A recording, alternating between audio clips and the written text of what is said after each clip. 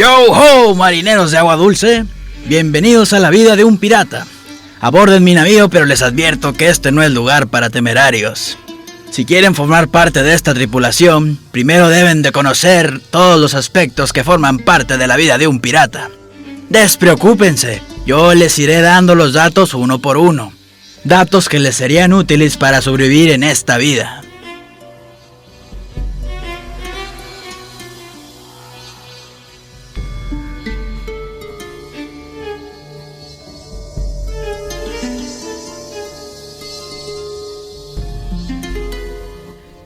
Entre nosotros hay rangos con privilegios, así como también contamos con distintos modus operandi, con la cual nos catalogamos con distintos nombres.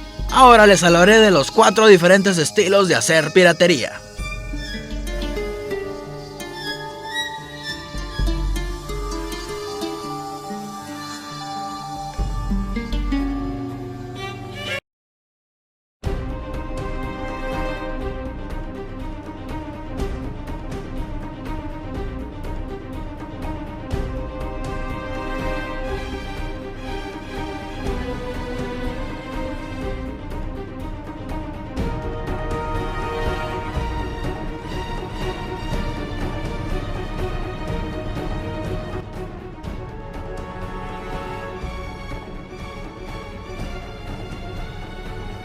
Al hablar de piratas, vienen a nuestra mente muchas preguntas a responder, entre las cuales tenemos quiénes fueron estos hombres, cuáles eran sus móviles, entre muchas otras.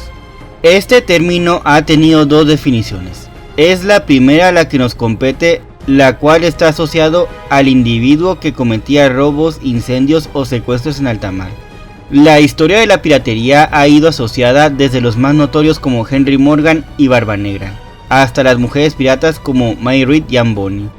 Esta actividad fue obra de asesinos, personas sin escrúpulos, capaces de lo que sea por dinero, desde únicamente robarlo hasta asesinar, inclusive traicionar a su nación. Sería el caso de las guerras napoleónicas, donde traicionaron a la nación al vender secretos y dar asilo a espías franceses. En la actualidad se tiene una imagen romántica de ellos, porque se los asocia con las islas tropicales, y hay un encanto en torno a ellas. Siempre han existido los piratas, desde que la primera persona zarpó en un barco y navegó por los mares en la antigüedad. Los hubo en la antigua Grecia y el Imperio Romano. A los vikingos también los podemos tomar en cuenta. Existieron en China, la India y el Mediterráneo. Hoy en día aún existen hombres que se dedican a estos negocios. Ellos fueron la causa de que naciera la Armada Real o Guardia Costera, sobre todo con la intención de impedir el contrabandismo en los mares ingleses. Quienes cometen este acto delictivo han recibido diferentes nombres a lo largo de los siglos: pechelingue, filibustero, raquero, corsario, bucanero, pirata. Todos estos conceptos se distinguen entre sí por sutilezas que, sin embargo, resultan inapreciables para el marinero privado de su barco y degollado. Aquí veremos el significado que se le ha adjudicado a cada uno de estos nombres y de dónde viene cada uno de ellos. En esta ocasión vamos a conocer el armamento que estos hombres utilizaban al momento de llevar a cabo sus atracos, mismos que iban desde los cañones hasta las espadas y trabucos. Aquí les voy a hablar sobre las balas que eran utilizadas en la artillería principal de cada barco, así como también cómo eran las granadas que se utilizaban en esta época. Sin olvidar mencionar, por supuesto, las espadas, mismas que eran las armas por excelencia para los combates de cuerpo a cuerpo. Basta decir que en esta ocasión nos abocaremos a hablar únicamente de las armas que utilizaban los piratas en su edad de oro. Acompáñenme en este recorrido.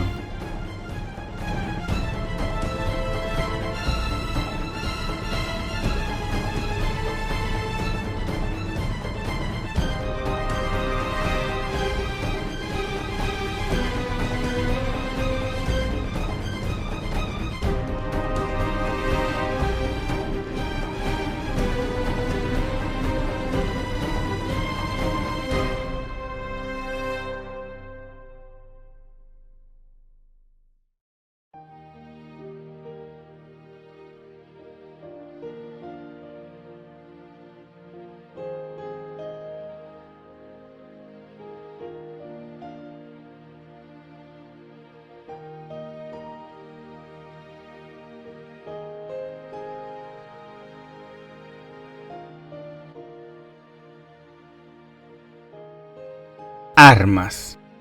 A bordo de un navío, esta palabra era sinónimo de cañones. No eran muy certeros para una descarga de larga distancia. Según David Cordingly, en su documental Bajo la Cubierta, se necesitaban 6 personas para disparar un cañón. Esto por cada vez que fue disparado. Durante una batalla naval, los barcos trataban de acercarse y ponerse de costado para enfrentarse. Así se podía disparar perfectamente toda la artillería principal del lado donde estaba su enemigo. Al mismo tiempo, estos ataques se llamaban de costado. En el caso de que una embarcación fuera acorralada por babor y estribor, es decir, por ambos costados, se disparaba la artillería de ambos lados. Pero había una gran desventaja en esto. Stuart Robertson señalaría en su La vida de los piratas que un bucanero no se hacía a la mar sin antes hacérselo saber a sus demás compañeros, para así saber si alguien quiere unírsele. Subían a bordo cuando cada uno se ha encargado de conseguir las armas, la pólvora y las balas que necesitará durante la travesía. Dentro de la franquicia cinematográfica de Piratas del Caribe, en el primer filme, La maldición del Perla Negra, podemos ver una batalla entre la nave que da título a esta película y el Interceptor, donde ambos se atacan de costado. Para la tercera entrega, en El fin del mundo, podemos ver lo mismo entre el Perla Negra y el holandés errante. En el melodrama casero Pasión, tenemos un ejemplo de un ataque pirata entre la Salamandra, el barco del antillano, contra un mercante donde se dispararon de costado. Más adelante tenemos un ejemplo de lo que es un ataque por ambos costados entre el ya mencionado navío de Ricardo López de Salamanca contra 2 buques de la marina. Existen una serie de pasos para disparar un cañón. Paul Beck lo señala en su obra Descubre un barco pirata, mismas que tienen a continuación. Número 1. Se tenía que limpiar el cañón con una esponja para apagar las chispas, por lo menos pasarla 3 veces para asegurarse de que no hayan chispas dentro, ya que una sola puede hacer explotar la pólvora cuando se está recargando. Número 2. Se cargaba una bolsa de pólvora seguida de una munición y un tapón de estopa para mantenerla en su lugar. Número 3. En el oído del cañón se mete un palo atacador para abrir la carga, se vierte pólvora en este agujero. Número 4. Con palos y cuerdas se coloca el cañón en su lugar. Número 5. Con una mecha encendida de combustión lenta, es decir, una cuerda empapada con un material inflamable que se quema muy despacio a la pólvora del agujero. En algunos casos utilizaban antorchas encendidas. En Pasión, por ejemplo, disparaban los cañones con antorchas y no con mechas encendidas. Número 6. Se disparaba el cañón, la fuerza de la explosión lo empujaba para atrás, sobre la cubierta. Se estiraba todo lo que las cuerdas con las que estaba atada se le permitían. Después de recargar la tripulación tenía que llevar rodando el cañón hasta la tronera. Había distintas balas que podían ser utilizadas. Las normales eran redondas, perfectas para hacer agujeros en el casco de un barco. Las municiones de cadena eran 2 balas de cañón unidas por una cadena o una barra. Giraban y cortaban los mástiles para inutilizar el barco. La maldición del Perla Negra y El fin del mundo, podemos ver en las batallas navales cómo se utilizaban este tipo de balas. Las metrallas, que eran unas bolas de hierro fundido en una bolsa de tela. Las municiones de bote, con este nombre también se le conocían a las bolas de hierro fundido de un bote de metal. Los últimos 2 tipos de balas se utilizaban para herir a los marineros enemigos, no para dañar el barco, ya que la meta principal de un ataque era capturarlo, no hundirlo. Si les disparaban con cañones, lo hacían desde lejos, como una advertencia o para atemorizar a los marinos del otro barco. Si su presa no se rendía, entonces se acercaban a ella y los abordaban. Desde ese momento empezaba la batalla. David Cordingly también mencionaría en su documental ya mencionado, que individualmente estos marineros podían llevar sables, machetes, que eran unas espadas de punta afilada, buenas para blandirse en los espacios reducidos de la cubierta. Les gustaban porque eran cortas, no había riesgo de que quedaran enganchadas en la jarcia y podían hacer tajos con él. Para ser un buen espadachín era indispensable, número 1, aprender a moverse con agilidad, ya que el trabajo con las piernas es la base para un ataque decisivo y una defensa sólida. Número 2. Aprender a usar la espada con ambas manos, ya que si uno sabe cómo pasar el arma de una mano a otra puede confundir al adversario. Número 3. Siempre hay que seguir la mirada del adversario, ya que así se puede descubrir su siguiente movimiento. Número 4. No pensar demasiado, de lo contrario perderán tiempo valioso. Entre más rápido respondan al ataque de su oponente, mejor será para uno. Número 5. No ser tan agresivo, mantener la calma y tener el control de la situación. Número 6. No presumir de la superioridad sobre el adversario, ya que la humildad es el primer paso hacia la victoria. Algunos tipos de espadas en esta época eran el sable corto, el cual, como su nombre lo indica, era corto y pesado, con una hoja o lama plana y una ligera curvatura. Era el arma por excelencia entre los piratas. El espadín, que tenía una hoja recta y larga, el florete más utilizado en los duelos.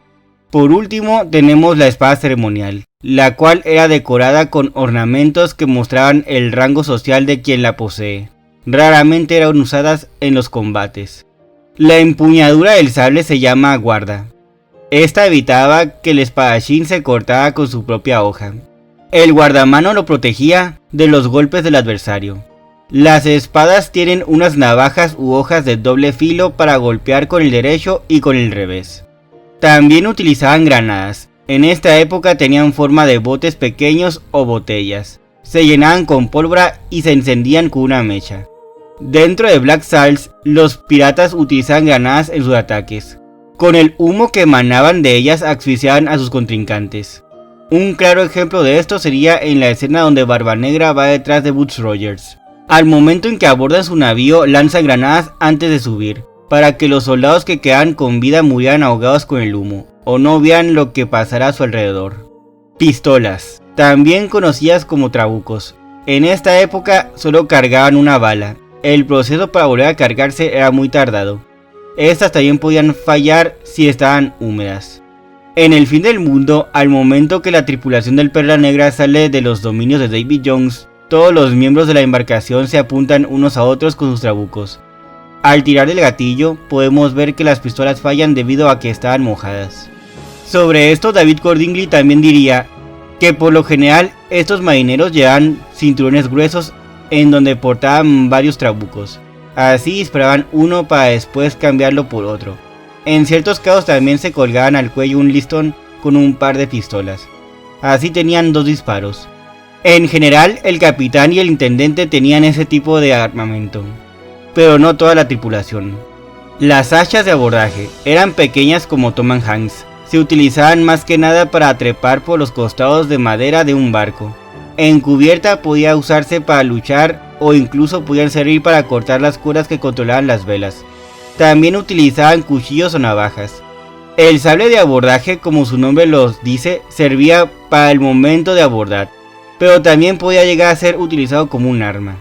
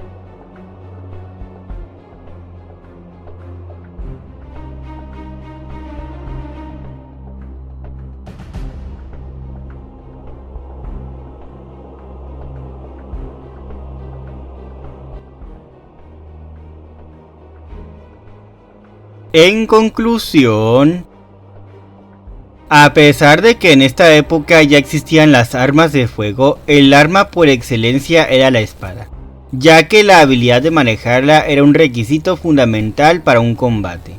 A manera de navaja contra navaja, es decir, un combate entre 2 contrincantes, lo que uno conoce como duelo. En los años de 1600 y 1700 la esgrima era un verdadero arte.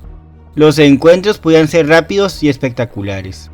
Los duelos tenían sus propias reglas, mismas que no siempre eran respetadas. Recordemos el primer filme de Piratas del Caribe, La Maldición del Perla Negra, donde se nos presentó un combate entre Jack Sparrow y Will Turner. Fue latente la diferente forma en que ambos combatían, pero igual de eficaz en uno y en otro caso. Si continuamos con este tipo de armamento, en esta época las espadas se volvieron más delgadas, ligeras, cortas y flexibles. De esa manera se lograba combatir con mayor destreza que fuerza, al golpear con una estocada en lugar de heridas. Muy seguido se combatía con espada o sable en una mano, y con un puñal en la otra. El esgrimista que sabía usar ambas manos tenía mayor ventaja en el duelo. Como ya lo mencionamos, a los piratas les gustaba usar más el sable corto porque su hoja pequeña no se atoraba en las sogas de las velas durante las peleas cuerpo a cuerpo. Las armas de fuego también eran indispensables para los combates, pero estas no eran como lo son hoy en día, debido a que solo cargaban una bala y recargarlas tomaba mucho tiempo, mismo que no perdían al momento de una batalla naval. Un abordaje. En el caso de los cañones, estos también eran importantes para un primer momento, al iniciar el combate.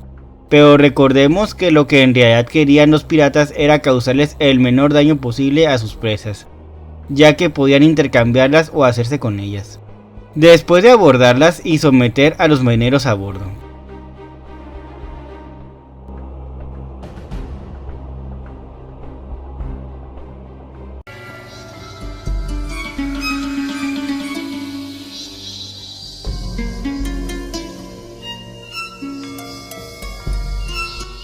Ahora que lo saben, se los dejo a su criterio. ¿Qué quieren ser?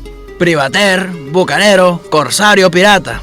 Elijan ser lo que desean ser, no huyan del peligro, luchen con honor y permanezcan juntos. Ningún pirata puede sobrevivir tanto tiempo solo. Por eso son las tripulaciones y los barcos. Tenemos que trabajar juntos o morir.